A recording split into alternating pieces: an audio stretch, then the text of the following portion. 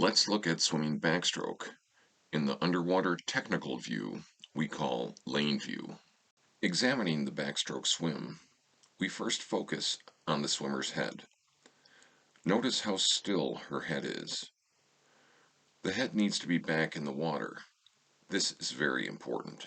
In slow motion, let's now focus on the swimmer's body rotation. The head stays still while the body rotates. This allows the arms to better engage the catch. Her shoulders and hips rotate from the core.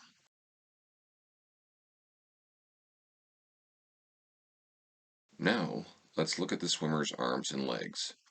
As the body rotates, the arms engage the catch.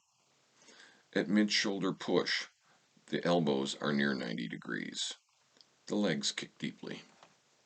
Slow motion analysis reveals key components to the swimmer stroke. With head back, hands enter the water in front of the shoulder. Body rotation allows a good catch with mid-stroke arms at 90 degrees. The swimmer's kick is deep with her toes pointing both up and down. Hope you enjoyed this video.